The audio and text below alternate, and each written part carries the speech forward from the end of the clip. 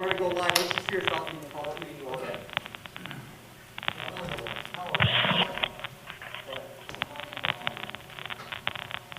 Okay. We're going to go ahead and call the meeting to order in an independent Transportation Surtax Oversight Board. Today is Thursday, April 29th, 9:30 a.m. Can we get a roll call, Ms. Thompson? Sure. Good morning, everyone. Alan Hooper. Here. Doug Coolman. Phil Allen. Here, remote. Thank you. Ron Frazier. Here. Consuelo Kelly. Here. Allison Love. Here. Deborah Madden. Here. Anthea Pennant. Here. And Shay Smith. I'm here. Thank you. Chair, we have a quorum. Thank you, Ms. Thompson. Okay, right now we invite the public to participate. If anybody would like to speak on a mobility-related topic for 2 minutes, if anybody would, please let us know. Mr. Chair, we have no speakers signed up from public participation. Thank you. Okay, so we'll move on to presentations, and the first presentation is from Mr. Brett Friedman.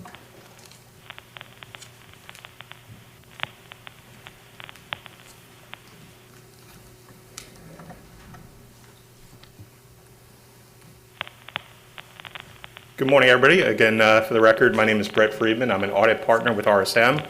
It's my pleasure to be here with you this morning. Again, the purpose of this is just to walk through the Transportation Surtax program, the results of the audit.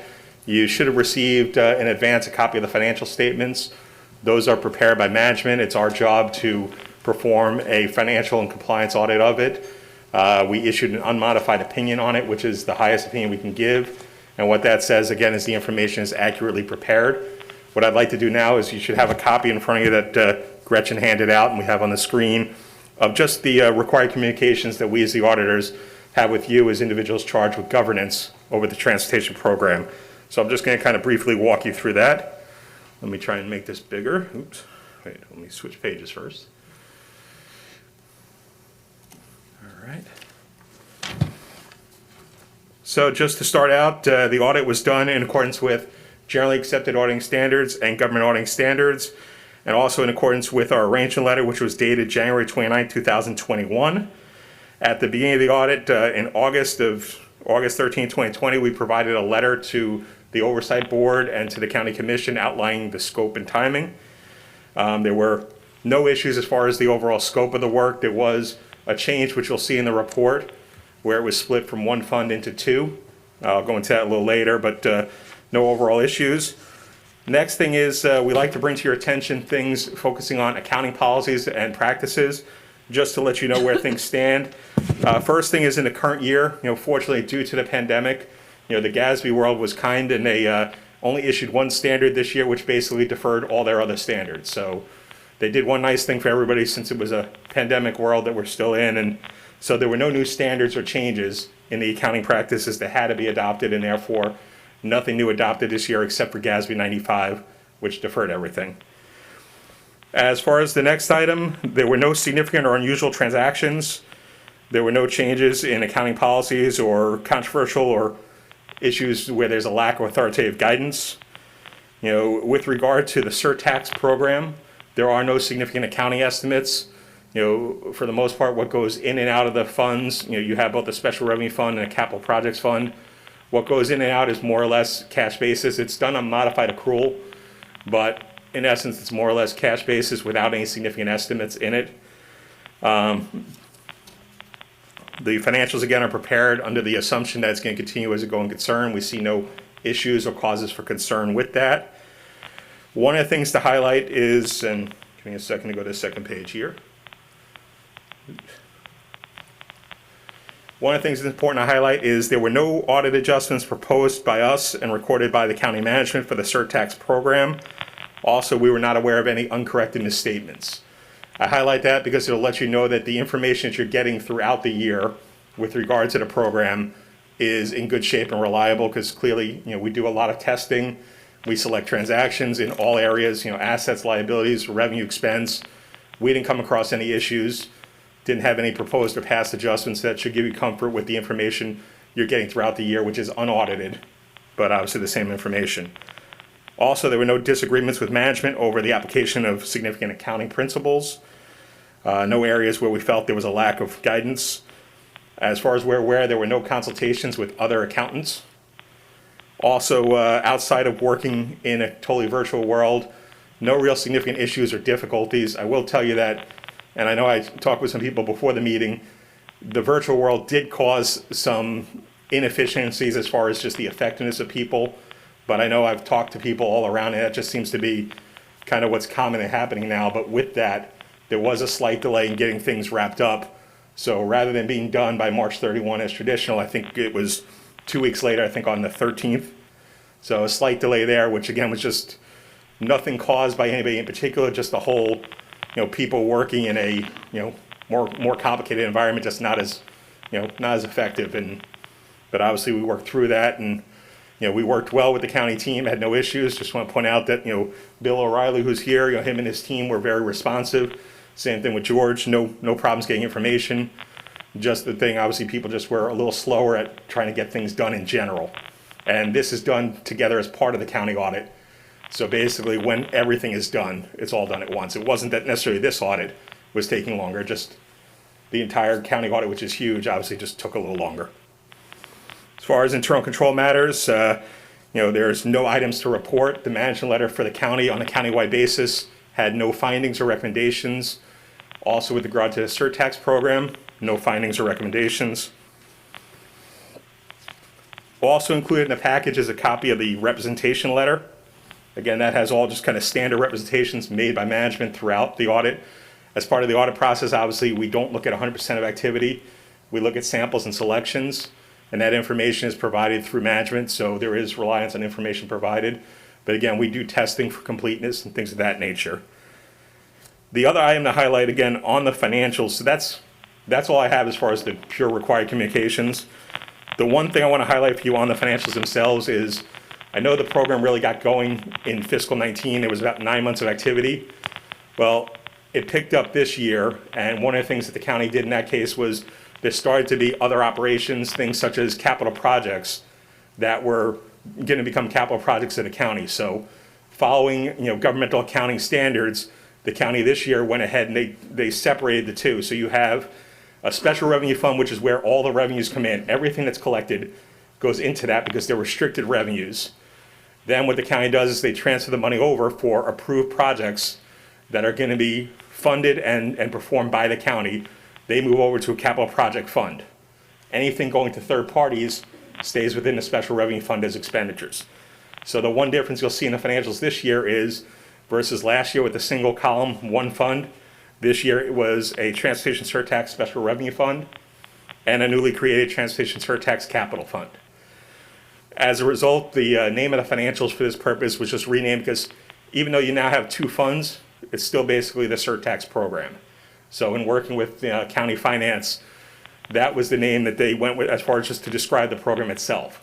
Otherwise, when you look at the financials, all you'll see is just an increase in overall activity. As you can see, the amount of expenditure activity, revenues, everything increased, commitments. And with that, I'll open up if there are any questions. Do any of our members have any questions? Mr. Chairman, this is Phil. Yes, sir.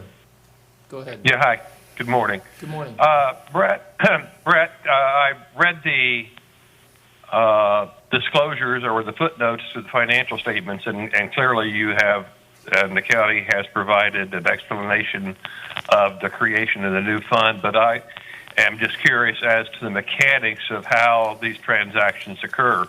As I understand from reading the footnote, the capital project fund will only deal with county projects, whereas the revenue fund, the Surtax fund itself, will have capital expenditures that are related to grants that are made to the cities or overall program costs. Is that correct?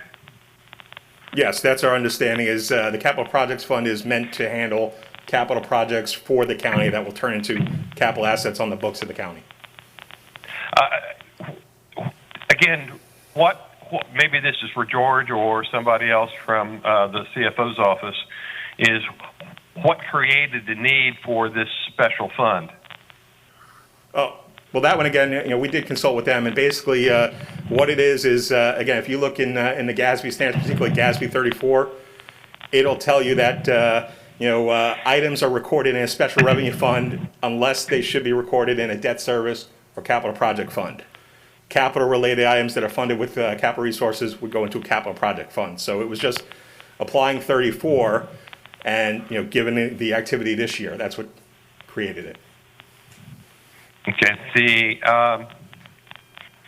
When does a project migrate from the Surtax fund to the Surtax capital, assuming it is a county project, whether it's public works or mass transit or whatever? When does that transaction or when does that recognition occur? When the project is approved by the oversight board or the county commission, or exactly how does that transaction happen, and when does the money move from the Surtax fund to the capital project fund?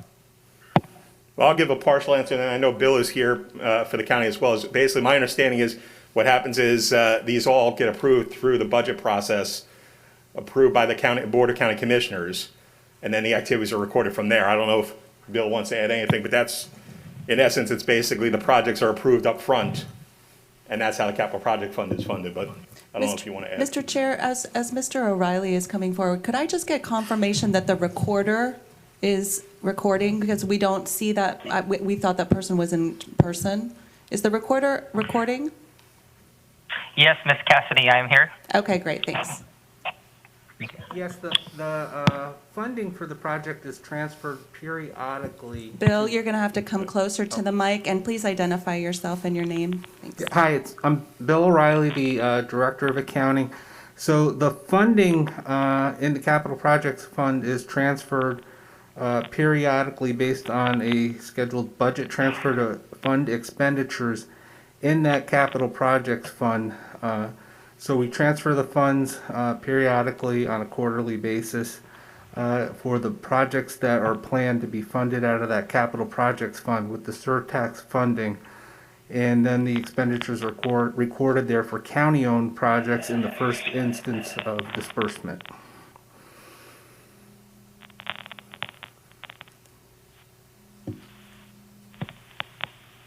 Phil, did that answer your question? That's all I have. Yes, thank you. Okay, thank you. Any other questions? Mr. Chair, I had a question. This is Mr. Yes, sir, Smith. Mr. Smith.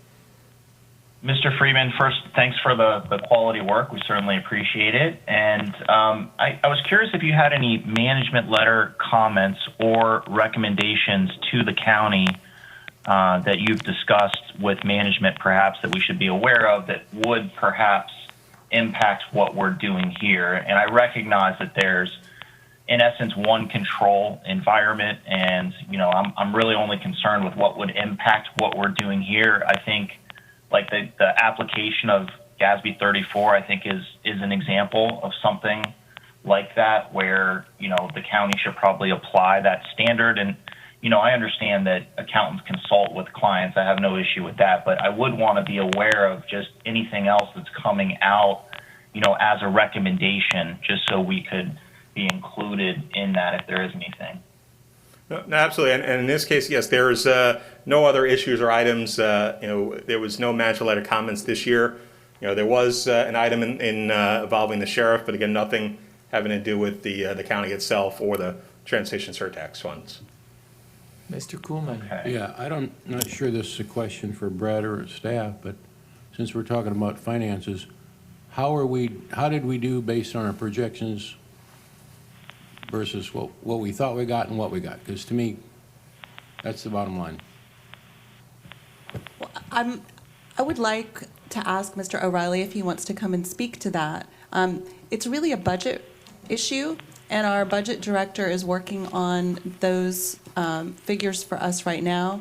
Margaret Daly-Johns, your finance manager for the Surtax, is working on bringing, what we wanted to do in June was bring you kind of a whole financial report looking at revenues, looking at leverage, looking at, you'd asked us to be able to bring you a report on time and on budget. 85% of the projects would be on time and in budget. So I don't know, If it's Bill. not finished, we can do it at the next meeting. Well, I don't know if we have any information right now on revenues versus projections that we are able to share.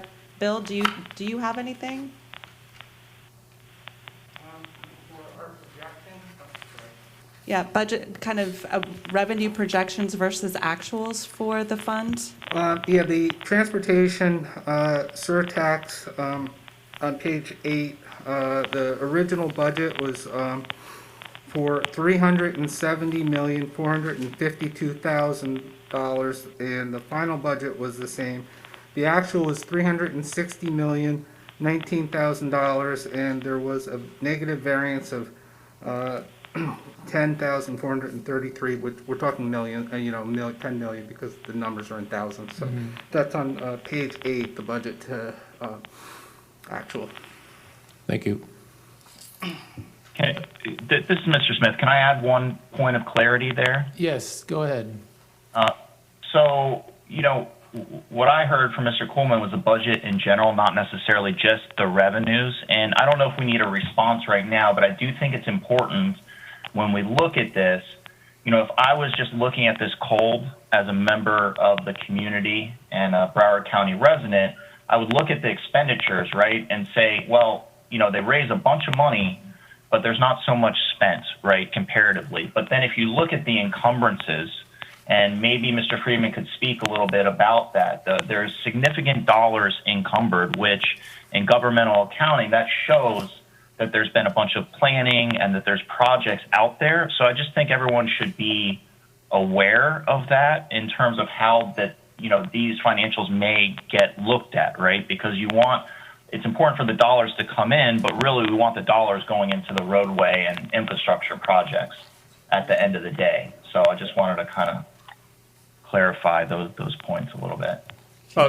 Just to speak to that one, if you go to page 7 of the financials, you'll see there's a footnote that has the encumbrance accounting, and it'll show you the list of projects that have appropriations out there. It's a total of $23.5 million as of 9/30.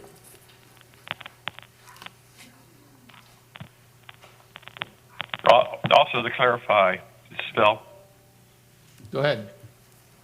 the encumbrances are not reflected in the schedule of revenues and expenditures. The encumbrance is not an expenditure until the project is in fact paid for, or the incurrence. So if you look at page 8, as Brett was pointing out, or I guess Mr. Ryerly was pointing out, the outstanding encumbrances at year end are not reflected as actual expenditures. And just to clarify that. Yes, that's correct. Okay. I'm glad we got you guys on this team. And thanks, Doug, for your question, too. Thank you, Mr. Friedman. We appreciate everything. All right, thank you for your time. Okay. So the next presentation is from Mr. Sandy Michael McDonald. Is he here? Sandy, are you on the line?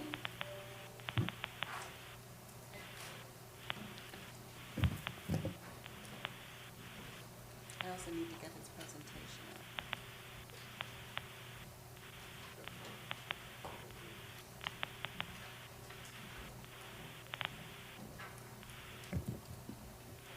up. Oh, there he is.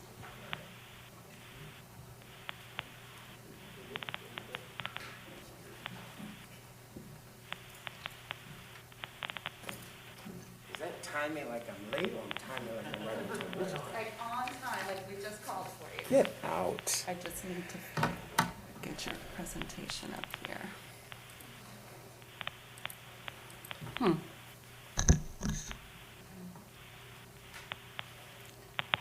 Anybody know how to send the presentation back?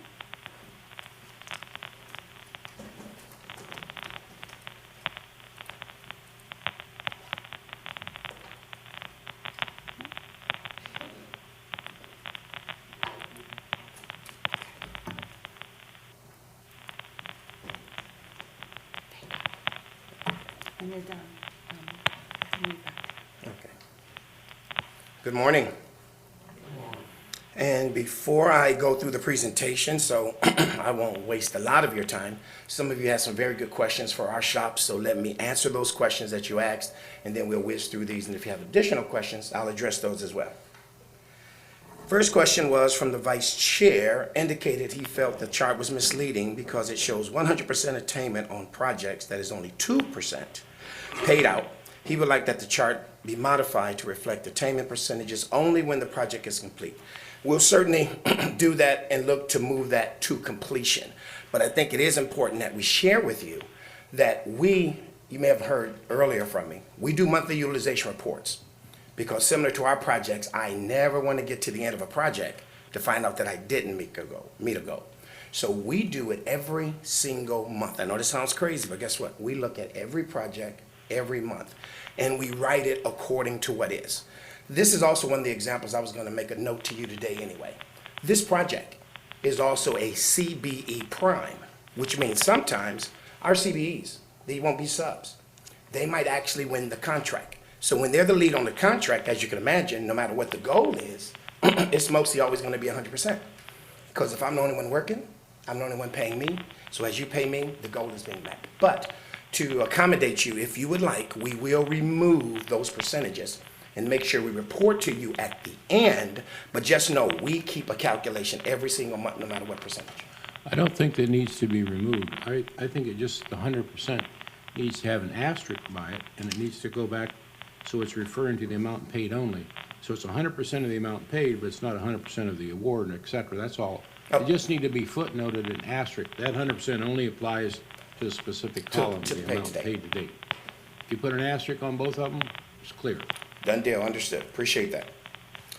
Second question was, and this was a conversation that we were having with Ms. Cassini regarding the request for Project 1. On the charts, amounts to be clarified on the record, $93,000 of Surtax funding is the contract, but the chart shows the whole $778,500 as the contract amount and the $590,625 to the CBE. So the ideal is that we want to make sure we're clear and not confusing what was the total project versus what was the CBE's participation. And again, what we'll say to that, many Broward County projects will have mixed funding. So currently, staff do put an asterisk in these to show which funding is Surtax, which funding are the other areas.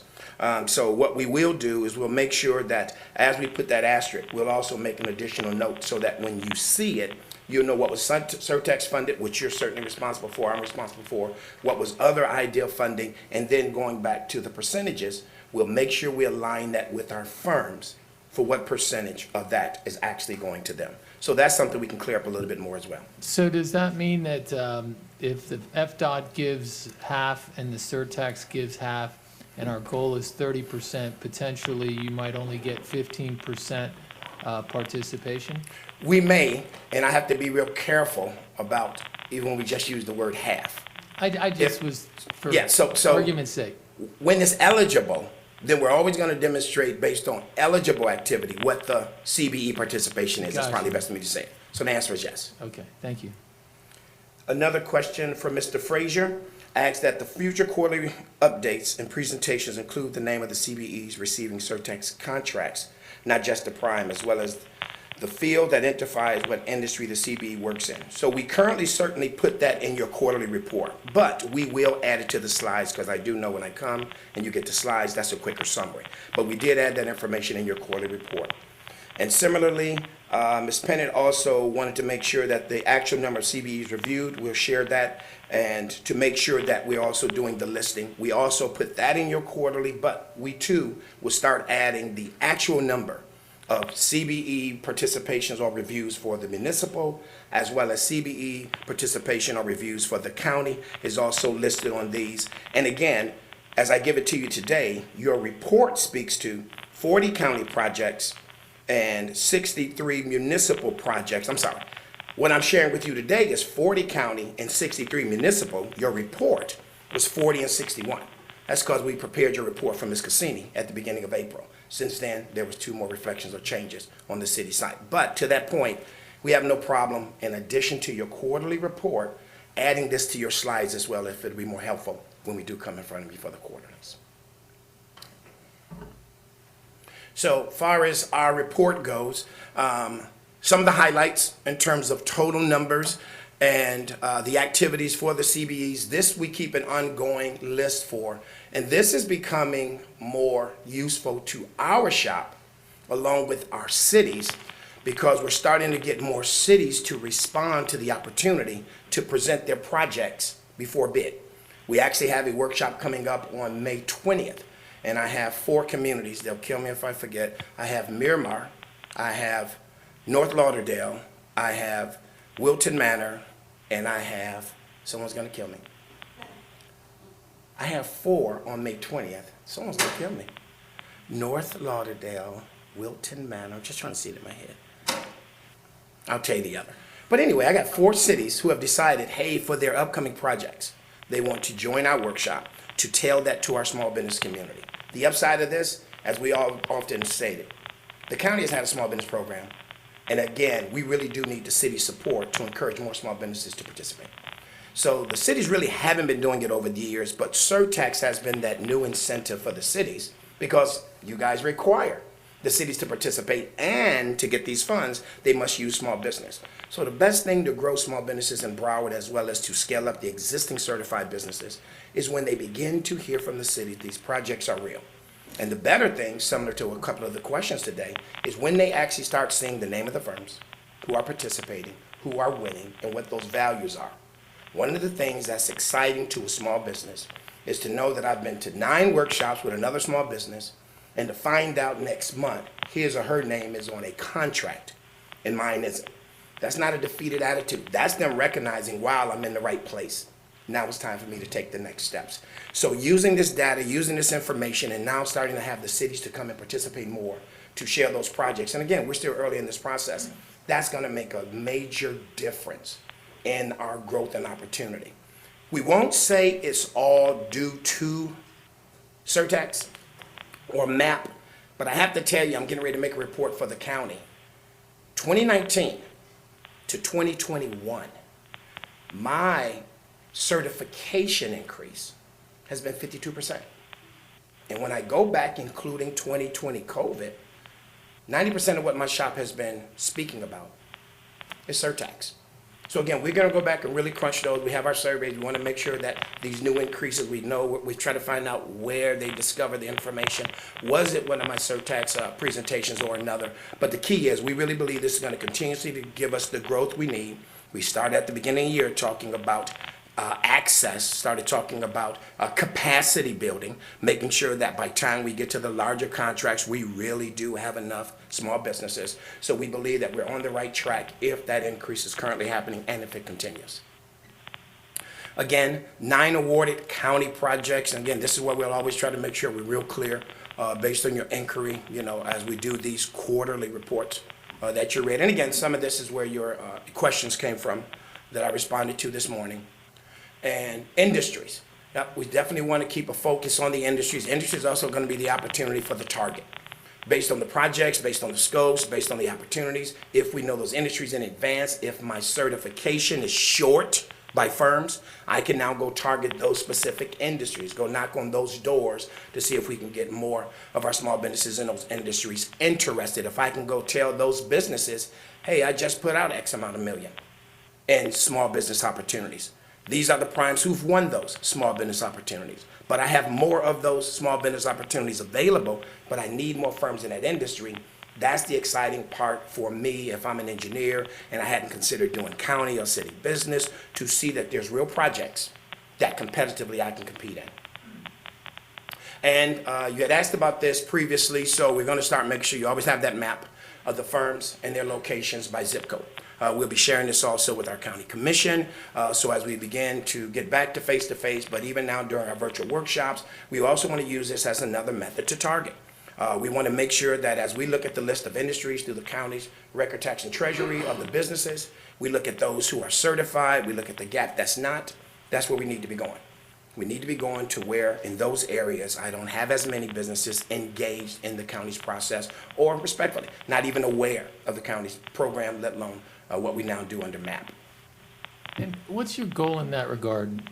Are you trying to, I'll leave it at that. What is your goal in that regard? I mean, our goal, when we started last year, even during COVID, we knew about capacity building to the point that, from a familiarity perspective, we want to know where our firms are.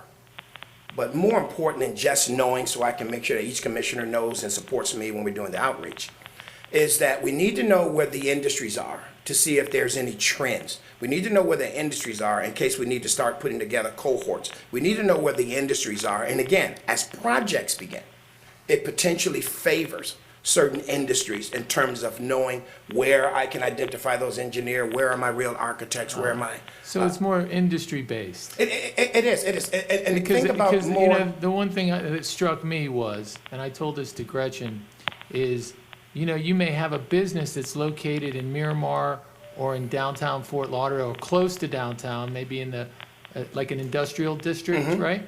And that person might live in Parkland or Lauderdale Lakes, or who knows where they live, but it's hard to map where the economic benefit to the end user is going. But if you're trying to target industries, because they're small businesses at the end of the day anyway, Right.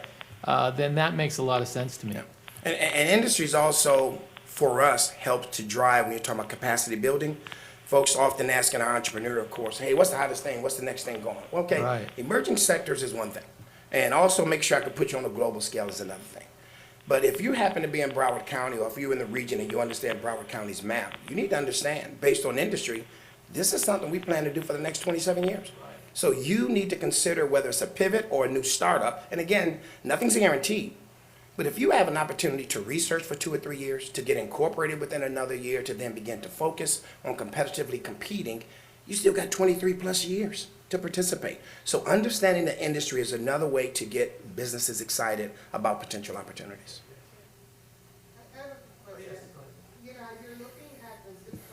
Anthea, could you please turn on your mic? Thanks. As you're looking at the zip codes, I wondered whether, and I know you're not allowed to track businesses by race and gender, but I'm often curious to see what the participation level is. Do you, even just by eyeballing the list of businesses that are participating, are you seeing Black-owned businesses and women-owned businesses participating? And I'm looking at those two demographics because I know historically we don't see them participating as much. So are you seeing any uptick on those numbers, or is it Give the me a same? second, let me hand a little. So I can be careful on how I say this. And I do have Marty Cassini here, he'll protect me. You heard me say that we look by industry via the zip codes, and we actually do collect the names of the individual owner, the business. We do get voluntarily the information on the ethnicity and or race, and we do look at those relevant to the industry and the interest. Whether it ticks up or not is something we eventually can share, but right now we use that specifically to even do more targeting. So if I'm in a specific area, and based on that zip code, those numbers are low, it tells my outreach, I need to target that more. If that more just happens to be that community that has been showing to be underserved, then we're meeting that goal without someone saying I'm committing or I created a program specifically. So we're using it industry-driven through zip codes to identify where the opportunities are, and as the map shows that we may be low, we go there. And that's where we stay and try to raise. So we would be, and you know, we're still early, so we would be, as an example, by the end of this year, using that example I gave you with the 52% increase from 2019 to 21, we would be by the end of this year, and we can say who is in my directory by all of those factors, and who's now in my directory by all those factors, and determine where the growth was, where it wasn't, and if I'm doing my job, that means next year I need to be targeting those areas that was lower. Right, because I just don't want to bring attention, negative attention, to the oversight board, where it's always a risk management issue for me because it affects branding, how we get branded as an organization in terms of how we are dispensing these funds. Yeah. So I want to make sure that there's equitability across Loud and boundaries clear. geographically as well as demographically. Loud and clear. You know, the other thing, I'm sorry, does someone else want to talk? Yeah, I have a Oh, question. go ahead, Mr. President. In terms of the industries, Yes, sir. how far do you break them down? As a layperson, since I'm in this profession, I know that this engineering is broke down into about several different Yes. categories. For the general public, they may not be aware of that. So how far do you break down the various categories? So in the reporting is similar to what you see because it's also how the county records them. In our workshop, we break them down based on the actual specific scopes. You said engineering, but I'm going to take construction. And when I put the NAICS code, that North American Industry Code up there for construction, you know, I got some 60 plus things that can qualify for that. So though we collect that in the county's report as construction, when I go to the workshop and I'm targeting the industry, I want to make sure that those firms in the room recognize I'm looking for drywall. I'm looking for concrete. We go specific and deep because at the end of the day, this just might be my discipline. And though I don't competitively believe there's an opportunity out there for me, every time you're talking about construction, you're talking about vertical, you're talking about the guy with the concrete. No, you need to understand that sometimes on the renovations, it's to pull out of the individual discipline. So in those instances, we use the scopes from the cities or the scopes from the county, and we drill all the way down. When we're doing our report, we just list them according to the NAICS codes. And as a follow-up to that, because indeed we ran into a problem with their water and sewer program, because you have to work in the public right-of-way. Yes. And a lot of general contractors assume that they can work, but if they do not have a general engineering license, they cannot work in the public right-of-way. So what I want to know is when you have these seminars and what have you, do you clarify that a number of GCs, all they can do things, they can do civil and what have you, they cannot work in the public right-of-way. It's not like doing a parking lot in a private situation. Their answer is we do, but we primarily do that actually with the user agency and the industry expert from that county or that city. But your example is well taken because one of the things that we remind everyone who believes that they can work in the right of way, that you then have to have that MOT, that mobilization of traffic plan. And if you don't, guess what? I got CBEs who actually do that as a part of their certification. So we do make sure that the user agency who is responsible for explaining the project in its detail, we make sure that from the firm's perspective, they know specifically the things that are required. It's also a part of our goal request form. When someone, whether it's the county or the city, is looking to procure a service, one of the boxes that's required is that they must indicate to us every single license or certification that's necessary to complete the job. That helps us on the front end do the target with our small businesses, because if you don't have this, we're not saying you can't participate, we're just simply saying by the time we get to this point, or the city or the county put the bid out, if you don't, you're not going to be considered. So we try to make sure that information is also shared in advance. Thank you. So I'm very aligned with where Mr. Frazier is. But I'm looking at it also from another perspective. Okay. And, you know, I know we're supposed to be talking about surtax, but this whole thing is a 30-year deal, right? And and through the CBE, we're trying to benefit small businesses and other folks. And so my thought is, are we going into the high schools or into the schools, or do we coordinate? Because, you know, in my business, I'm building buildings and I'm trying to give work to small businesses. And in some cases, let's call it a welder I have a quality control. I want to hire a small welder to help me put in railings or whatever, but the welds have to be good. They need to go to McFadder or one of the vocational schools, which will teach them how to do it properly. And I think if we get the message out that there's a bunch of business in drywall or something, maybe it helps inspire people to follow certain, vocation. Yeah, trade. Yeah, or trade. And I'll tell you right now, in South Florida, plumbers, electricians, all those are making a ton of money, and they're very much in demand, as well as welders and fabricators and all kinds of stuff. So I'm wondering if there's some sort of coordination with the schools. As of now, the answer would be no, there isn't. So your point's well taken. But I must tell you, since you're part of Broward County, you do know we just started April 5th, our apprenticeship program. We now are requiring on all county contracts that over $5 million, 12% of that labor must be performed by apprentice. So in terms of working with all of our vocational tech, with our schools, we have the list of every single apprentice in South Florida, including Broward County. They're all a part of Mayor Geller's program. We have created this core that we're now starting with the schools to target more the parents and the young and the teens to understand what this opportunity is. But to your point, there is definitely a chance, a great chance, that we need to take some of this same energy as an educational perspective and roll it into Surtax and the map into the future planning. And the reason that's easily done is because the apprenticeship program is also operating out of our office. So there is a good chance to make that connection. We just have not done that yet, specifically with MAP, to be honest.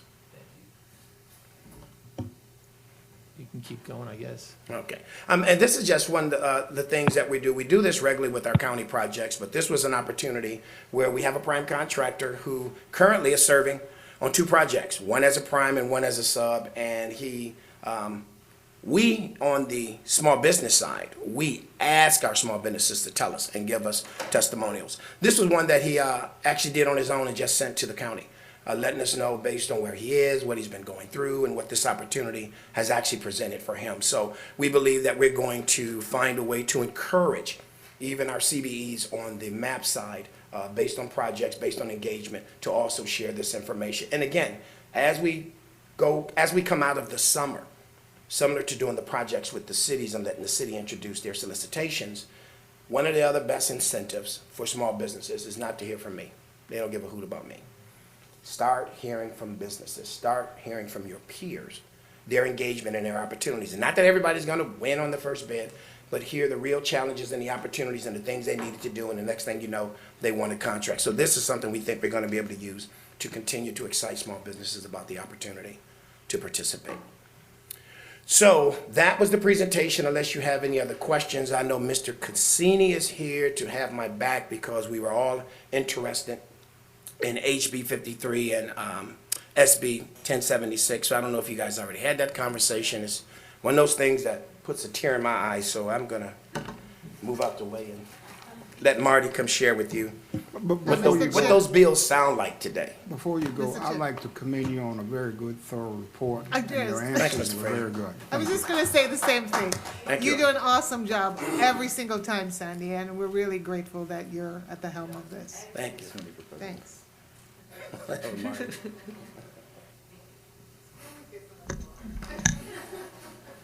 Good morning. My name's Marty Cassini, and I am the manager for Broward County Intergovernmental Affairs. In other words, I am the chief lobbyist on behalf of the county in Tallahassee and Washington, D.C. And I understand that there is some interest in this House Bill 53 that was quite a journey this legislative session, I would say. The bill started out by preventing any monies, even locally appropriated monies, from being applied to any kind of a preference. And then during the committee process, we saw changes made very, very slowly at the beginning. One of the first changes was that they got rid of preference language in the bill that applied to locally appropriated funds, but it basically said that if there was $1 of state funding, then you weren't able to apply any preference. There was also some language about apprenticeships, talking about sole source apprenticeships that would have been prohibited as well. Then as we kept going, the preference language changed to you were not allowed to assess a penalty. And so we had a lot of conversations about what that meant when it came to if giving someone a preference actually penalizes them. So that language was then removed along with the addition of this program, of this map, which is still in the bill today. So when we met with the proponents and the sponsors of the bill, we made a compelling case for why we wanted this specifically exempted from the requirements. When we talk about the mix of state funds and funds coming from the MAP, we were able to convince them that it was critical that we upheld our word for what we did on the vote and during the campaign when we talked about 30% goals, and so they understood. So as it stands now, House Bill 53 essentially says that any state monies used in a public works project that is over $1 million, you can't prohibit a person who is not a CBE from competing. However, if there's $1 of surtax applied to it, that doesn't even apply. So essentially, as we look throughout the rest of the county, what we find is that when we do have a project over $1 million with state funds, it just means that we're not going to be able to hold back CBE reserves and SBE reserves. And that's it. So I'll take any questions. Any questions? Well, I think that's good news, right? It's exceptional news, yes. Yeah. I just want to thank you for your efforts in trying to get them to at least protect these fundings. Absolutely. Gratitude. Great Absolutely. work. Great work. I was definitely inspired. I wonder why.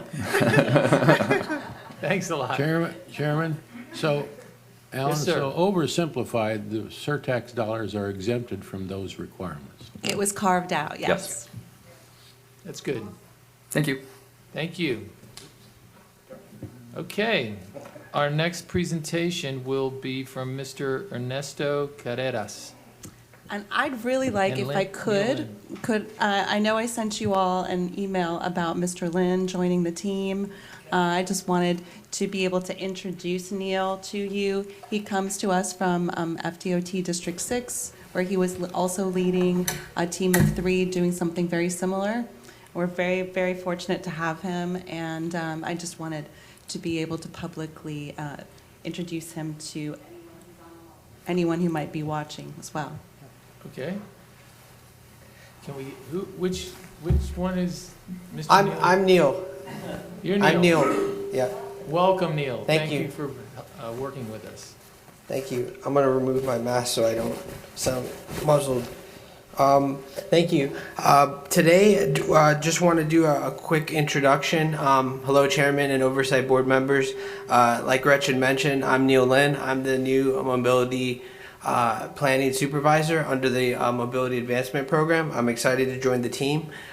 Today, I'm here with Ernesto Carreras, our Senior GIS Analyst. And him and I together will be going over updates regarding the Surtax public dashboard, as well as demoing it for you today. And just to, a caveat, we're trying to keep it simple to the public and the residents. We want it to be easy and usable for them to be able to find projects. And ultimately, this is a step in having Broward being showcased, when we're talking about planning for technology and new innovation for the residents and the traveling public within Broward County. So with that, I just want to touch on the soft launch. So basically, prior to the dashboard being public, we called it the soft launch. And so the purpose of the soft launch was to gain feedback from multiple groups and stakeholders and users. So the way that was done was through email marketing campaign, and that was basically to get feedback and suggestions, and through various surveys regarding the GIS dashboard. So some of the key groups identified by the MAP PIO, Public Information Office, included Broward Academy, as well as specific briefing presentations with the individual commissioners. That way they could share with their constituents, so they could therefore test it and provide feedback on the dashboard itself. It was also presented at the Surtax, the Surtax Showcase Media event. It was also ran by our Broward internal GIS team, as well as Surtax staff. And then also to note, the 29 municipality PIO representatives that we identified within each local municipality, we got feedback and comments from them and input prior to launching. So then that's kind of the soft launch. So going to the hard launch. So this is basically where, and this is the exciting part, this is where we made the public dashboard live to the public. So we launched the dashboard recently to the public and the media after MAP's new branding and logo and MAP logo has been established and finalized. So it was sent out via, you can see there on the screen there on the connector newsletter. And it was also shared with the municipal PI representatives, so they shared it on their specific city websites. They also shared it on their social media sites as well. And then it's also on Broward's main county website, and it's also on the browardemployee.org website, and it's also featured in the Sun e-News. So I can tell you I've been here a few weeks. The MAP marketing team is great. They're doing an excellent job in promoting and creating like an identifiable program within the public. So with that, that's kind of the hard launch. The mention of so the site is now live. We're gonna get into kind of the demo. Before we get into it, I just want to confirm the connection for the oversight board members. Just to make sure that you're seeing what we're going to be demoing for you, myself and Ernesto. They see it. Okay, we're good. All right. Okay, so with that, we'll start here. So basically, this is the main, gives you the two options. You can either do dashboard or mobile. You can see the MAP branded new logo right there, front and center. We added an instructions link to the introductory window based on input and feedback we received. We also moved the instructions tab from the front to the back, and the projects near me tab we moved that to the front to provide better overall functionality and ease for the user. Yeah, you can see it there. So the instructions tab is now to the back, and the projects near me tab is moved to the front, and that was based on a lot of the feedback we received. So now you're seeing on the screen here, this is basically the storyboard instructions. And so we added the new MAP branding logo there, as well as storyboard instructions in several areas. We also enhanced, we enhanced some of the video. You can see right there, a zoom icon, for example, you can magnify the details on the page. It came off as more interactive. So we're glad for those updates. So that's kind of the storyboard instructions. So now we're going to get to the projects near me tab. So that's the first tab we're going to start off with. So as you can see here, we've moved the projects near me tab to the front, and like I had mentioned earlier, we felt it would help to navigate users to search the dashboard quickly for for example, putting in their address or their specific location of interest. And just to mention, the legend and the layout, the overall layout is the same. So, and you can see, we'll just kind of do a quick example. So for example, let's say you wanted to search an address, 115 Andrews, where we're located.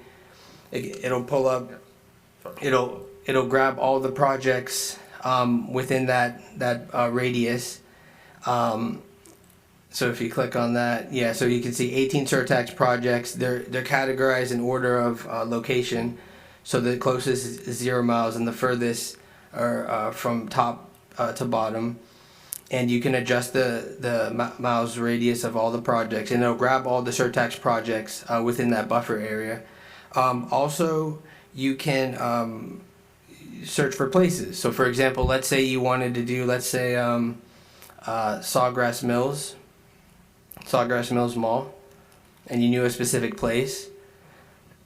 You can populate it and search it, and it'll identify all these Surtax map projects within that vicinity, and you can adjust the buffer mile radius of all the projects. You can see all the projects there. You can click on those specific projects, and that'll take you specifically to the project fact sheet and the information on the project, and then the project fact sheet link.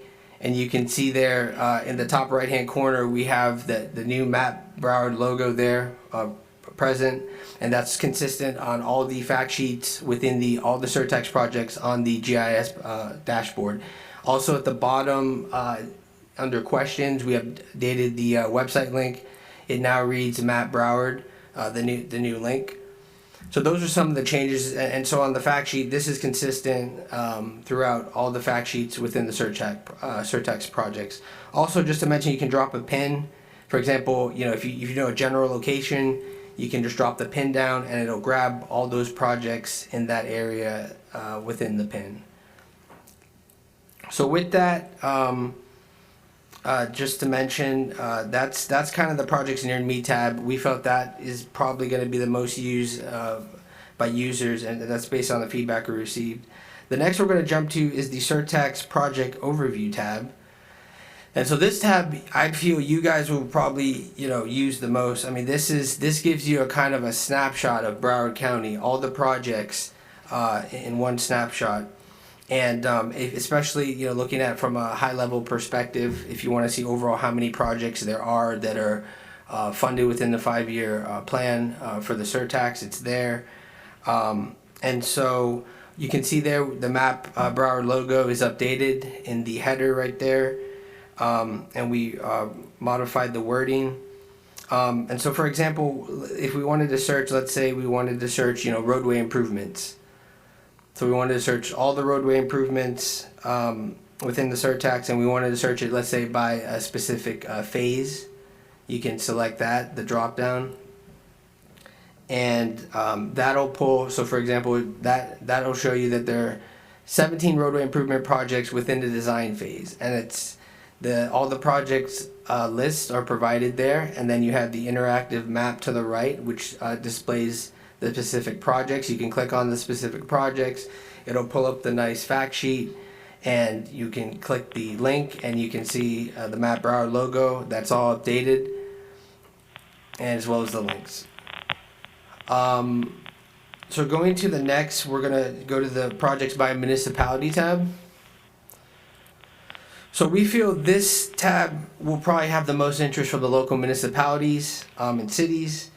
You can filter by the specific municipal city limits, and the municipal geography. We've listened to the customers. We gained a lot of feedback, and so we one of the changes we made was before it was a county-wide view on this tab, the projects by municipality tab. But what we did was we listened to the feedback of you guys and our stakeholders, and basically we're now zooming in specifically to the municipality. So this is for what's up on the screen here. You can see that's the county view, and that was how it previously displayed. But now you can when users go to the tab, the projects by municipality, it automatically zooms into the specific municipality, local municipality. And so we felt that's kind of streamlines it. It makes it a lot more user-friendly for users. And so we were able to remove, we had a filter previously, a none filter. We no longer need that. And we also changed the title. So before it used to say active projects, and now it reads Surtax funded projects. So we made that change there, you can see. And so, for example, if we want to look at plantation, we want to see all the intersection projects within plantation, as well as school zone projects within let's say, the planning phase. You can go here and it'll pull up, and there you see there's 7 Surtax projects in the 5-year plan that are school zone projects as well as intersection projects within the planning phase. And then it's displayed nicely there for you, the drop down of all the projects. You can click, zoom in, get immediate zoom in aerial of the project. You have the interactive map, and then we still have to the right the project fact sheet breakout of the specific project information, the location, the limits, the Surtax funding, and the geographical areas, and the fact sheets there. Neil, I have a question. Sure. Going back to you have a planning, design, construction. Could you go back to one of these projects where you started and go from planning, design to, I want to see what happens to the chart. Obviously, it's not under construction. I don't know what it's going to show. That's planning. Now move the cursor from planning to design. What happens to the chart? See, it's are you saying it's only in planning? Only in planning. That's So only, you it's can't only move projects. that. Right. This just tells you where it is. Right. So if we wanted, that was for planning, but let's say we wanted to see what was in the next phase. So yeah, Ernesto, go ahead. And if we want to see what's, let's say, in design, we can hit the drop down there and we'll pull up design. So you see, okay, so right now there looks like there's one project All under right, design. then you go to procurement, there may be nothing. is And what then, you're saying. yeah, Ernesto, go to procurement. Okay. And then so we have nothing in Okay, procurement. that's what I wanted to know, how that worked. Thank you. Okay, sure. So with that, yeah, that's pretty much. Let's continue. So so we had plantation. Okay, we'll just jump to the next tab, which is the County Commissioner District tab, and this is pretty much similar to the Projects by Municipality tab. This is just specifically for the Commissioner districts. And so this tab will be able to, for example, let's do an example here. Let's say you want to look in Commissioner District 9. You want to look at fiber optic projects, and you want to see what fiber optic projects are in design. You can go ahead and select that. And so, for example, there you see there's one currently Surtax funded project. It's McNabb Road Fiber Optic Network. You can see the map pulls up the limits of this specific commissioner boundary district, and you can see there half of the project is within this Commissioner 9 district, and the other half is within another Commissioner district. So this is a good tool. It allows you to see, as far as coordination efforts, different commissioners as well as municipalities. A lot of the projects do overlap within the limits, and this allows for, I believe, better coordination among the locals as well as the commissioner districts. So with that, those are really the main updates as far as the tab goes. And then we talked about, we moved the instructions toward the end. We felt that'd be more usable and a better layout for the users of the site. So basically, this is we updated the public dashboard based on all the feedback and comments we received. We'll continue to update this as the oversight board sees necessary. One of the things I wanted to mention, our goal is to provide data visualization tools such as the GIS Surtax dashboard, as well as data and other feature dashboards to help visualize and to continue to support the oversight board to deliver the best transportation system for Broward County residents. And I'm excited to join the MAP team, and thank you for letting me and Ernesto present to you and give you a quick demo. We're working on a lot of different things. We're gearing up. I know that there's an internal dashboard, and there's a lot of things we have that, as far as updates go, coming up for this year's cycle. I know you have your workshop I believe in August. Normally you have it, and so we have some good ideas of what we think we can further add benefit to. So, but yeah, with that, I'll stop there and see if you guys had any questions. Yes, Doug. What are we doing to get this message out to the general public so that they can use this document? Mr. Chair, I'd like to also mention that we were going to allow you all to play in this today. We really wanted to give you kind of an interactive experience. So if you want to go to the Penny for Transportation website on your phone and click on the dashboard and start playing around with it while I'm talking, and then you can see how it works for you. You'll see what it looks like on a mobile device versus on a desktop. You can type your address in and see what happens. But directly to the Vice Chair's question, we have,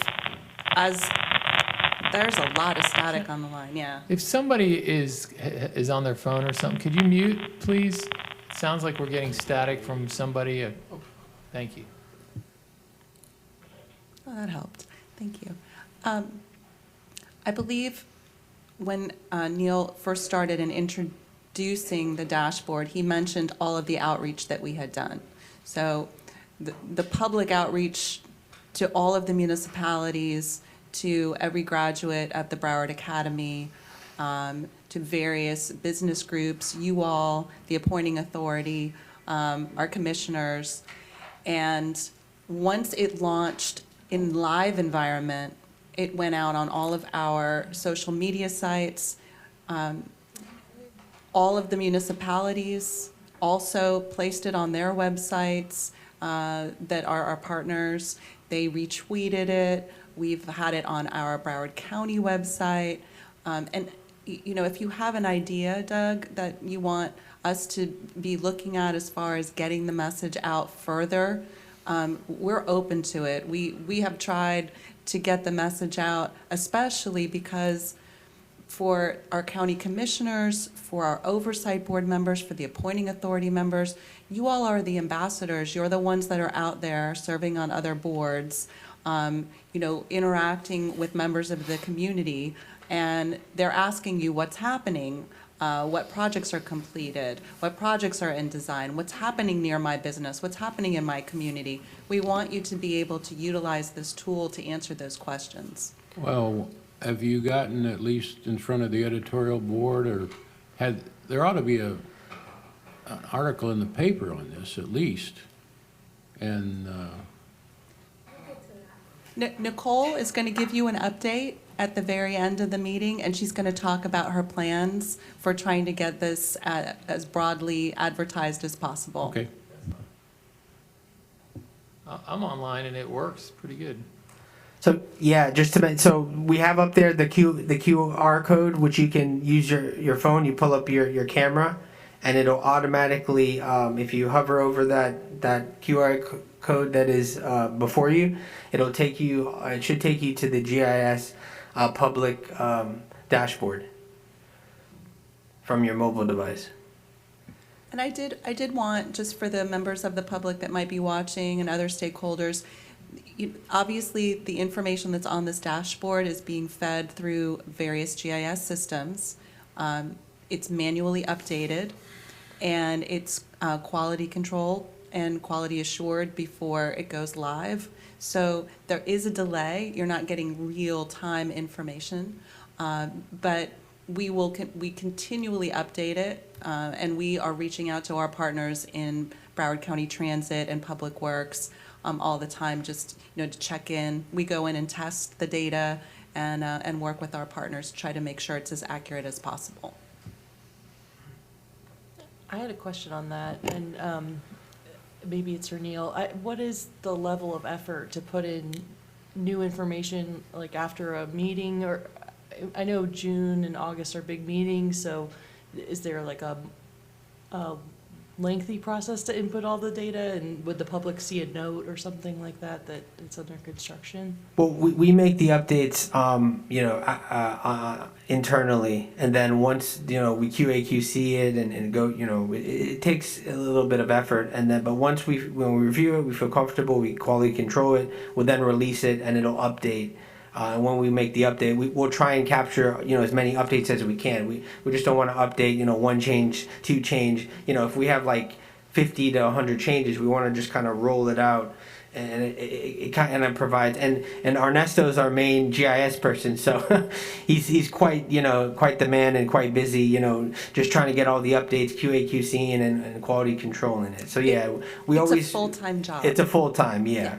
It's a full-time year-round job, and because this is just one of the multiple dashboards that we're working on, including some 3D visualization initiatives also of the entire community to allow you to be able to see the facilities in different vantage point.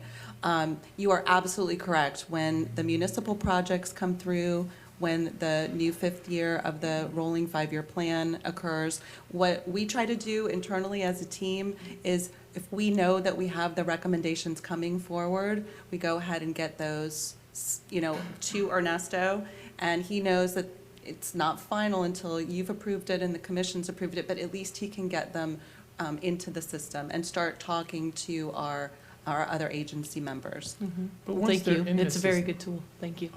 And once they're in the system, are they easily switched from design to procurement or something like that, or to planning?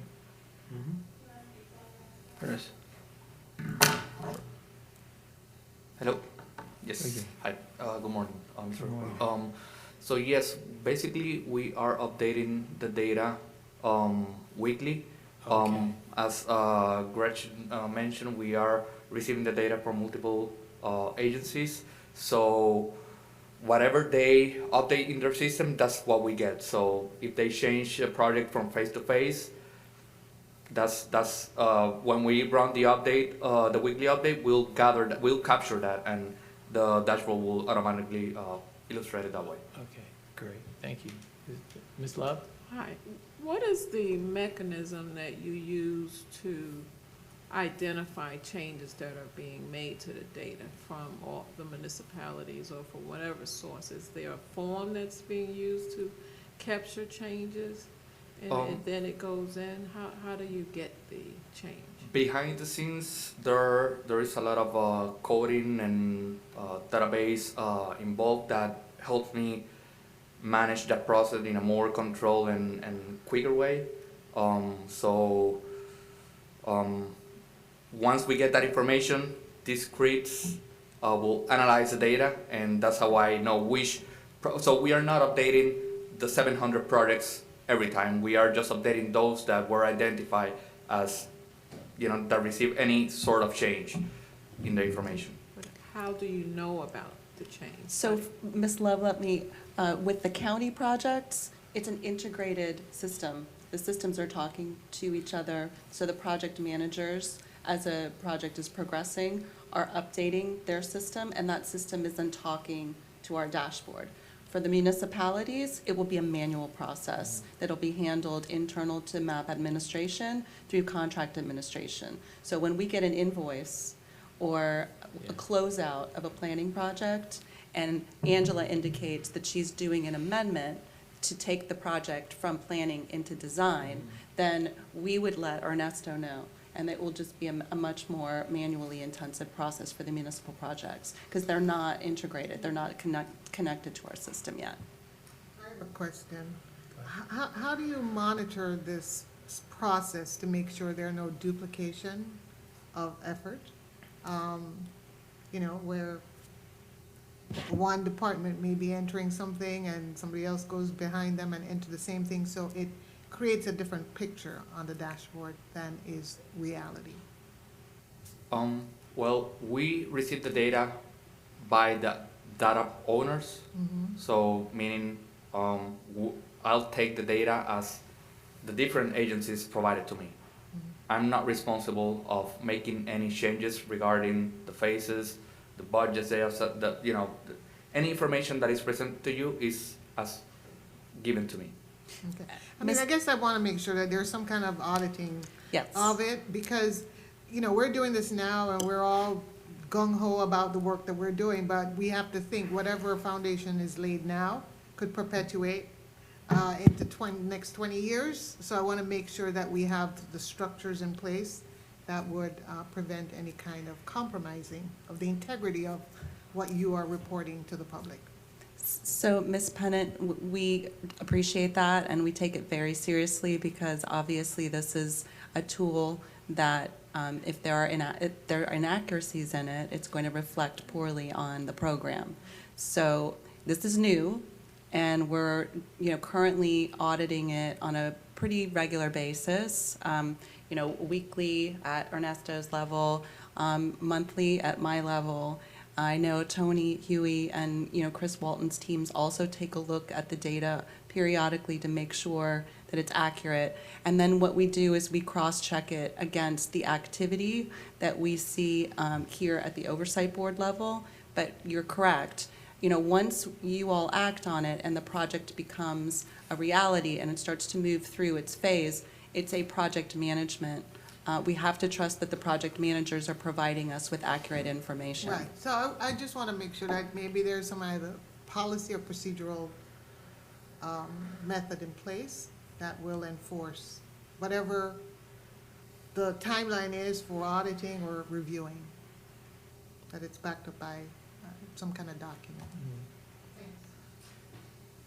Are there any other questions? Do you have any more presentation? No, that's all we had. That's all we had for today.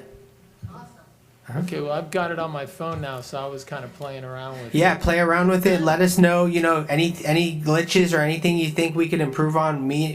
Reach out to me or Ernesto. We're happy to, implement anything you guys think would be helpful. Okay, thank you. That was really good. Thank you very much.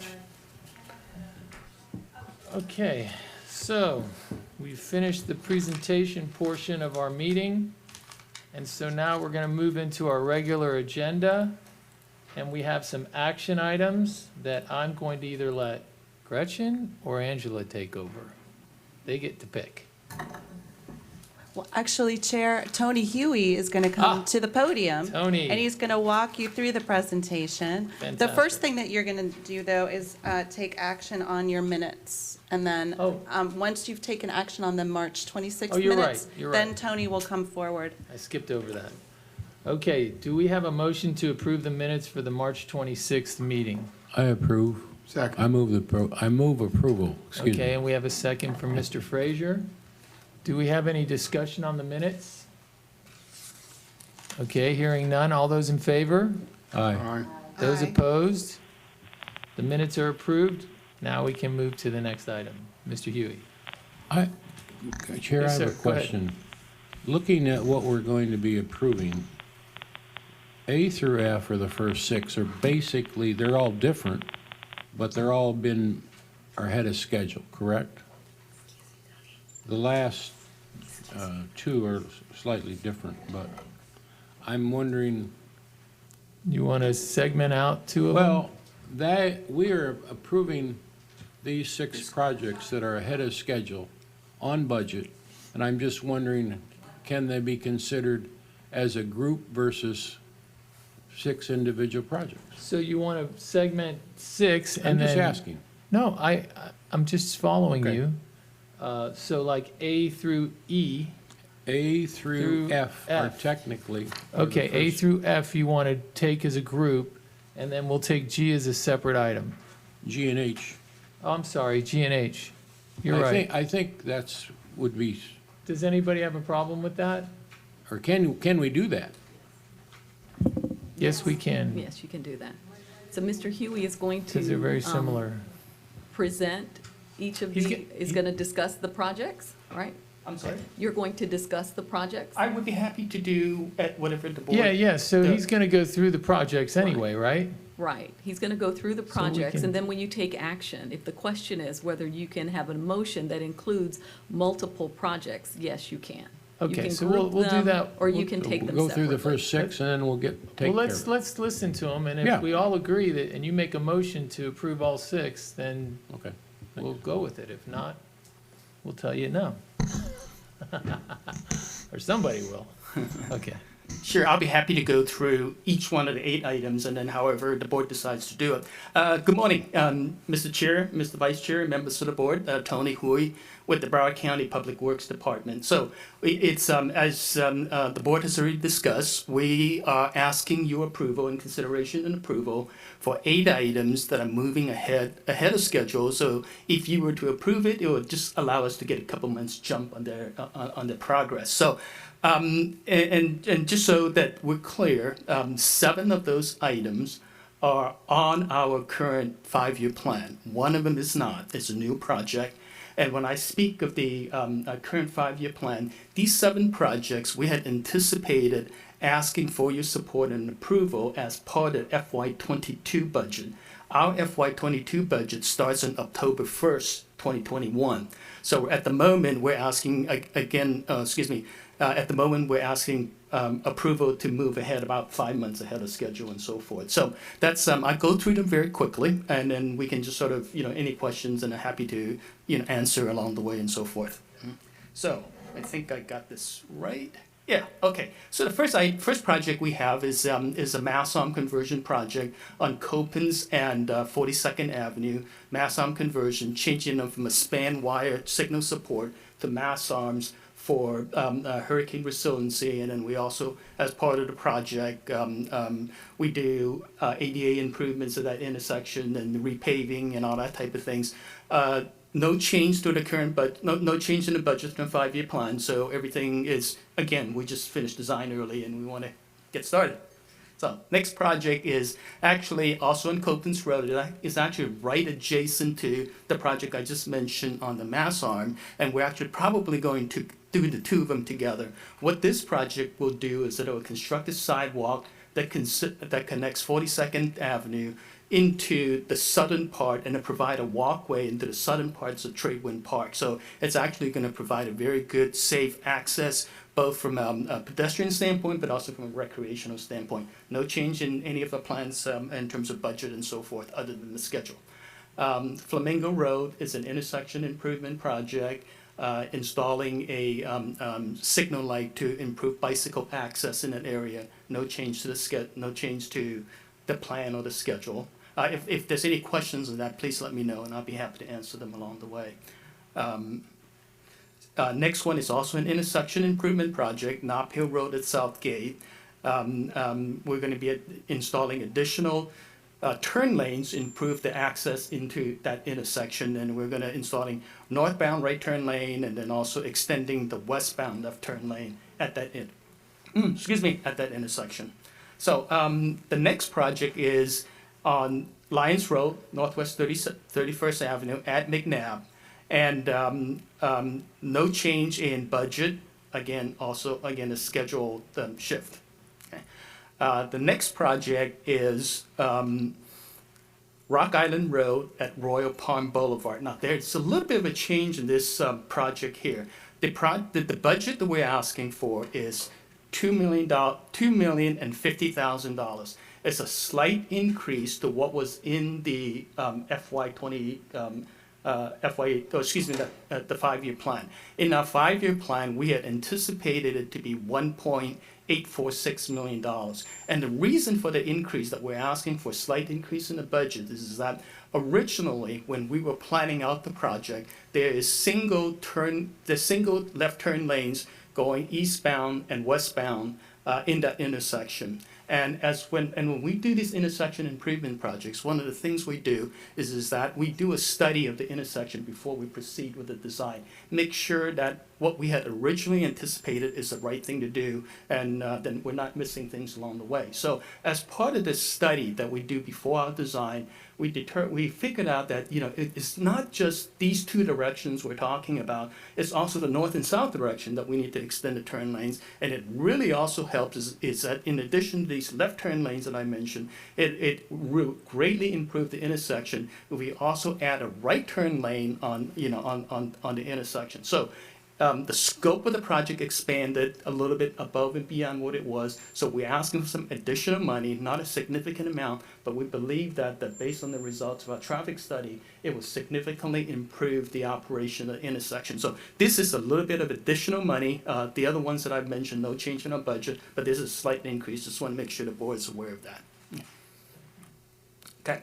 The next project is the Griffin Road, Oak Griffin Road intersection. And what this is just for members of the board that I have not met yet, is that when we do a lot of our project, we try to work very closely with FDOT. We also try to work very closely with cities so that when we do our projects, we can do them all together, take advantage of each other's work and so forth.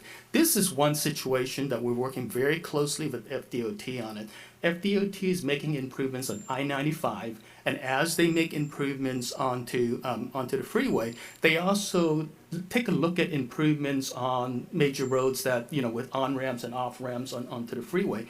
Griffin Road is one such example. Now, in here that we've been actually working with FDOT for probably a year and a half, 2 years on this now, just talking about planning about the project, is that if, for those that may be familiar with it, Griffin Road, Oak Griffin Road, just south of the airport, Oak Griffin Road comes around and does this weird thing that goes under Griffin Road and turns back up again, and it enters Oak Griffin Road, enters Griffin Road at a really odd angle. And what that does is it kind of interferes with the whole traffic setup, and it interrupts traffic flow and that type of thing. So when we've been talking with FDOT, we've been trying to develop alternatives that we can improve the overall operations of Oak Griffin Road onto Griffin Road, and then by extension, the whole access into the freeway system. So This is a situation that we didn't move ahead of schedule. FDOT, kudos to them.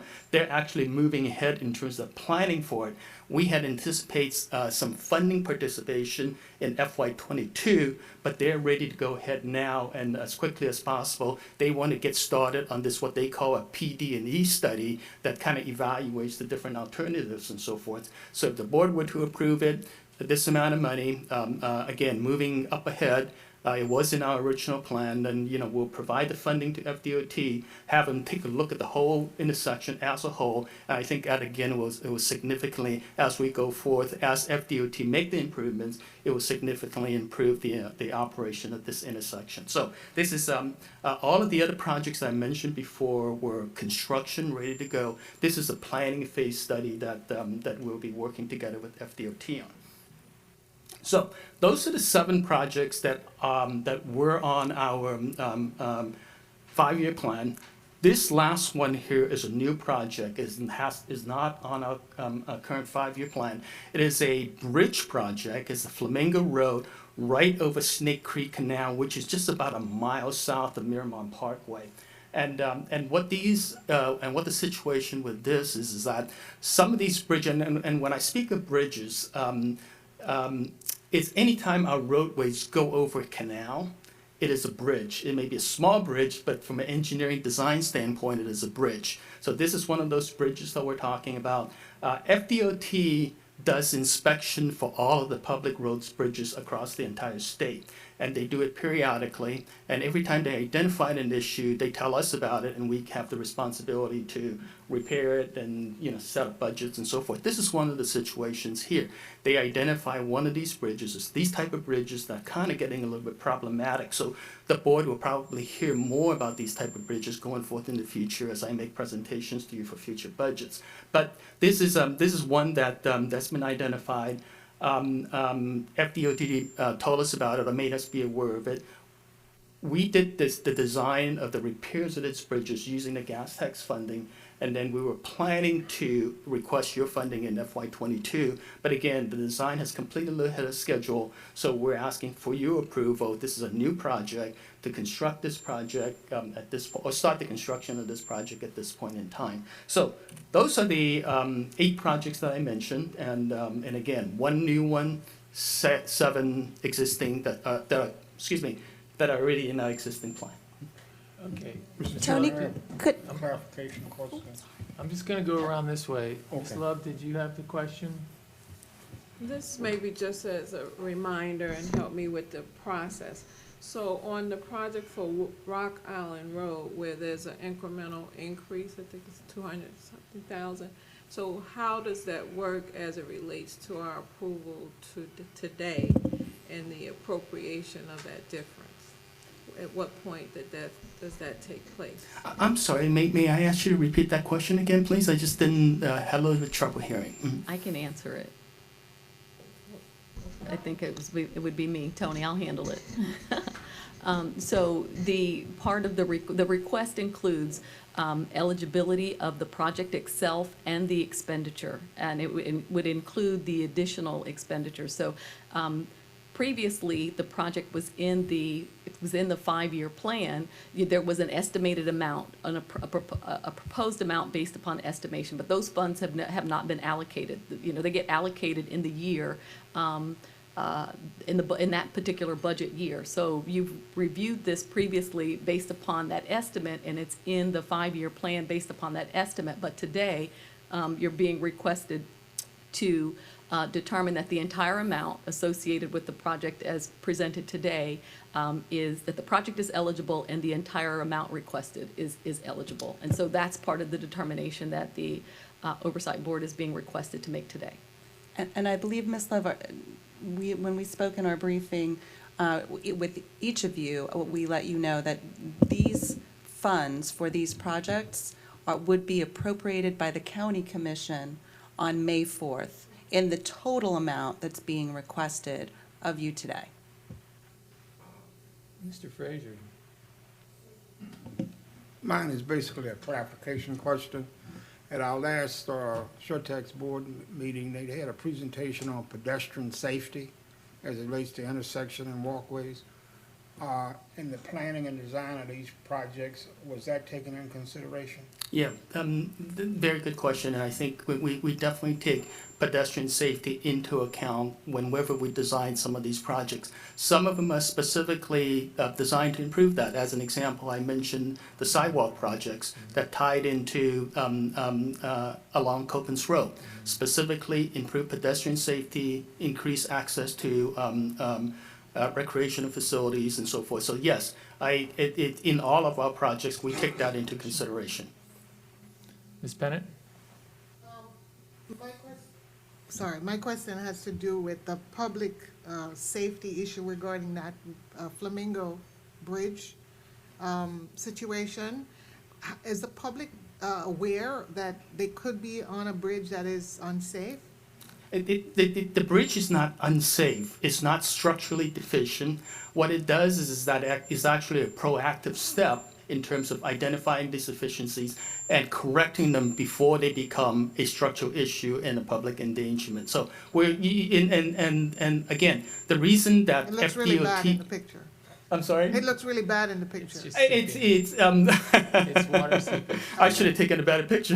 No, it just looks. No, it's there is some staining. There's some issues with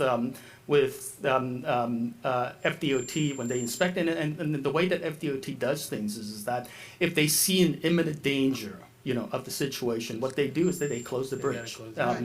And so this is situations when they identify an issue, we're correcting them up front. And then one other quick point. With respect to using penny tax funds to take care of this bridge, which I understand needs to be done urgently, I'm concerned that you're saying, and correct me if I'm wrong, are you saying that typically this is a project that would be funded by gas tax? Or because gas tax were lower, that we're now using penny tax dollars? And I'm thinking it should be a loan. I want to lend that money to the county. They can pay it back to the penny tax. I really, and my concern is setting precedents that can be perpetuated in the future. I don't want to become habitual where, county dollars are a little low, and so penny tax dollars become the, savings account that we go to.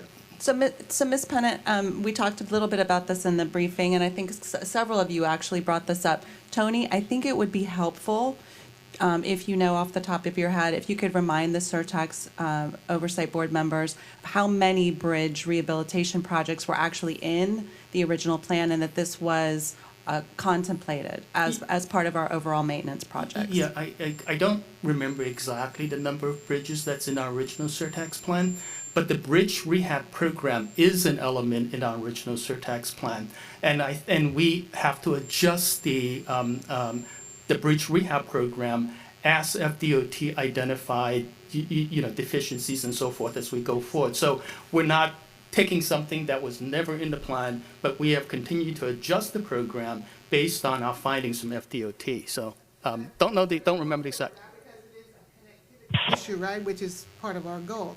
But again, for me, it's just underscoring the fact that if there are projects that the county would typically spend dollars on, that we stay true to that, and that the penny tax oversight funding is not used. I don't want to say frivolously, but used to cover those gaps in funding on an annual basis, moving forward. Yeah, again, Mr. Chairman, could I also respond to that? Yes, go ahead, Phil. Mr. Phil, I would note, however, that this is not unlike the situation on mass transit, where the county several years ago, particularly as it related to the impact of COVID, had made major reductions in the mass transit routes, which our board more than stepped forward with relative to the expansion program under the Surtax program. So, I recognize the concern that the member has, but it's not unlike the expanded service for mass transit. Yes, we got that. That's true. Are you okay? I'm good. Ms. Madden, do you have a question? Yes, Doug. We have 8 items here to discuss. The first 5, A through B, I would like to make a motion for approval of those because they're on budget. There's no controversy about them to start with. So I had to make a motion to approve items A, B, C, D, and E as a group. Do we have a second? Okay. Is there any discussion on that motion? Okay, so we're going to be approving. Mr. Chairman, I don't think Angela had given her okay relative to eligibility. Okay, You didn't hear thank it. you, Mr. Allen. Thank you, Mr. Allen. Yes. Go ahead. So, Surtax proceeds are under 212, Section 212.055 Florida statutes, are eligible. The proceeds may be used for planning, development, construction, operation, maintenance, and maintenance of roads and bridges within the county. And these projects fall within the categories permissible under the statute, and I recommend them as eligible. So I'd like to adjust the motion. We can just go ahead and vote on all of them, unless there's a need for discussion on the, Well, they're all a little different, so my motion was just to do the first 5 and address the questions for the others. Okay, that's fine. Let's go through with the motion unless somebody has an objection and wants to make an amendment to the motion. All those in favor? Aye. aye. Aye. Those opposed? Okay, so those pass. I have another amendment, or another Another motion? I would like to move item F, recognizing that there were some changes that increased the budget slightly because there were some requirements that were not anticipated, I assume, but I think it's in line with what needs to be done, so I'd like to move approval of item F. Okay, do we have a second? Any discussion? Okay, I would just make the. I'm sorry, did someone second? Allison Love seconded the motion. Thank you. Okay, and then I would just say that the additional money was to improve that project. I think you were going into another double left turn lanes. And these kinds of things, although they seem small, even the mast arm over in, I think that was Copens Road, all those things are things that everyday folks kind of deal with, going home or if there was a hurricane and knocked down the lights, or a jam up on the left turn with only one left turn rather than 2, all these little things. So I have no problem adding another $150,000 or $200,000 to the scope of the work, especially since we're not going back a second time and fixing it later because it's an issue. So I just wanted to make that note on this particular item. Are there any other comments or questions? All those in favor? Aye. Those opposed? Okay, that item is approved. What do we got left? I'd like to make a motion that we approve item G. It's slightly different. It looks like we're saving some money here, so I thought we should approve it separately. I move approval of that. You're killing us. Okay. All right, do we have a second to the motion? I'll second. Okay. Allison Love seconded the motion. Any discussion? All those in favor? Aye. Those opposed? Aye. Aye. Okay, that motion is approved, and so we're going to go to the last one, which is the bridge. I just wanted. Are you making a motion to approve it? I might. It's a little different, but I think it's in line. And Make the motion, and then we can have comments on the item. I make a motion for approval of item H for discussion. I'll second. And Thea. Okay, now, do you want to make some comments? It is a little different than all the others, but I think with Tony's explanation, it probably makes sense. I just want to make sure that as other projects happen, whether they be county or cities, they have the same, are treated the same, that's all. So I think that we're going to find bridges and structure. That this is a 30-year deal. We're gonna have stuff come along. We'll have some savings here, and we'll have some add-ons there. And the one thing that is interesting to me on the bridge is for $3 million, I would imagine we're going to cut out like an area, and we're going to put some rebar, some steel in there, and we're going to replace it and use some epoxy and some other stuff to fix it. I got to tell you, the price of everything is going up. $3 million used to build a bridge, and maybe a couple of them. So I think that's pretty amazing that it's so expensive. But at the end of the day, it would be terrible if you shut the bridge down for 2 years, and then the replacement cost is $5 or $10 million. So we do have to make our repairs as they come. I'd like to call the question. All those in favor? Aye. Those opposed? Okay, we did it. Chair, if I might. Yes. Just to address Mr. Kuhlman's comment regarding all projects being, I guess, given the same consideration, we have to be mindful of the county's agreement with municipalities and the MPO regarding municipal projects. And municipal projects are recommended to the county by the MPO. So those come through a different process. Right. And based upon that agreement, we must comply with that process. Okay. And thank you, Mr. Huey, for your presentation. We really appreciate it. And I really appreciate the fact that when planning was expedited, that you decided to bring the projects forward, because I believe ultimately that will be a cost savings. I think he's leaving, but thank you. Okay, so now we have some non-agenda items. If any members have any reports or want to bring anything up new, you know what I'd like to say?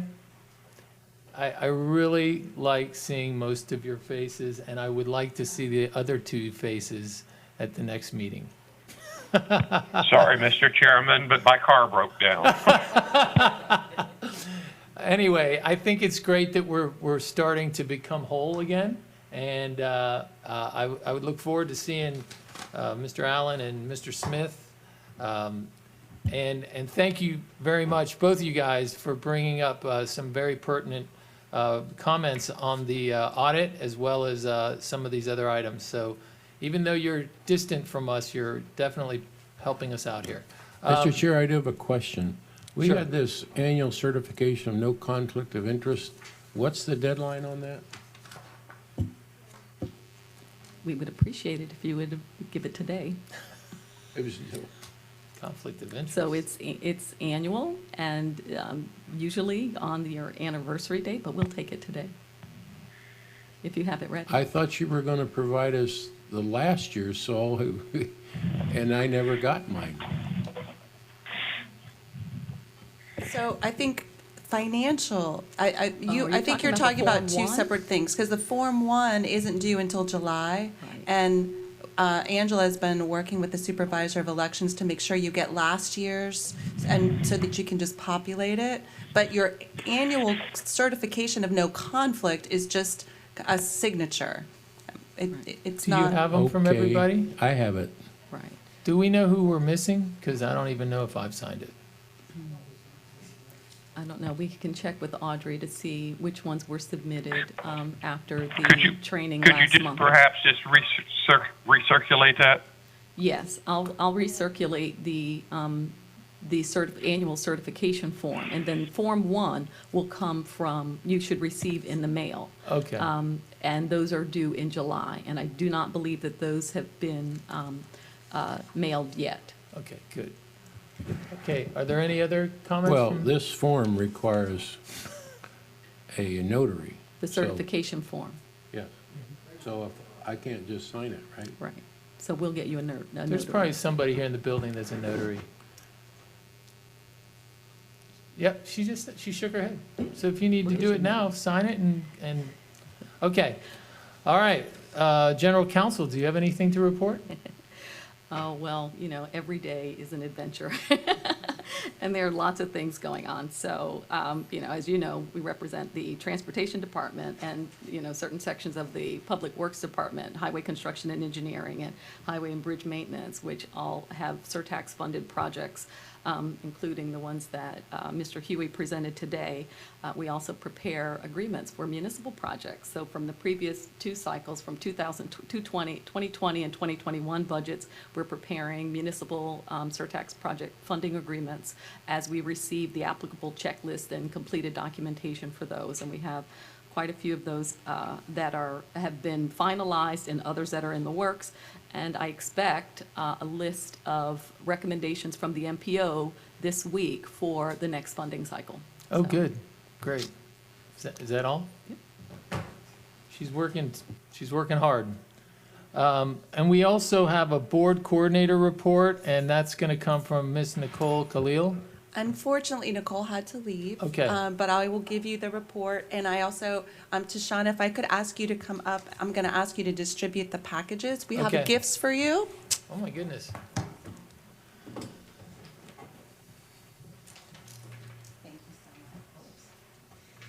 We're doing good. So for those of you that are not here physically, we will have your packages when you come next time or when you come pick up your badges. We've, been doing a lot of work with our municipal partners. And Tashana and Nicole Khalil, your public information officer and specialist, have been going out or doing virtual meetings with all the municipal marketing directors or public information staff, preparing them for talking to their constituencies, their homeowners associations, their obviously their elected officials about their projects, and trying to create a coordinated effort between MAP administration and each of them. We've been offering them technical assistance and support, asking them to follow us on social media, and of course, we're doing the same. There have been she did want me to mention that Surtax showcase that we did back in November was an immediate opportunity to learn about the dashboard, but that she heard Vice Chair Coleman's comments that we'll do some additional outreach to our media and try to get some coverage on the dashboard. And we just hope that you will help be our ambassadors and let us know if there's anything that you need from us, or if you have any ideas about ways that we can do additional public engagement. We are doing as many presentations as we possibly can, trying to get the message out there. It's awesome. We really appreciate that. Okay. That was a good meeting. And oh, you want to make a motion to adjourn? Adjourn. Okay. I'll second Do we have that. a second to that? Okay. I did. All right, we're going to adjourn. Thank you, everybody. All right, thanks. Great, perfect. Thank you, everyone. Have a great day. Perfect timing. Stay safe.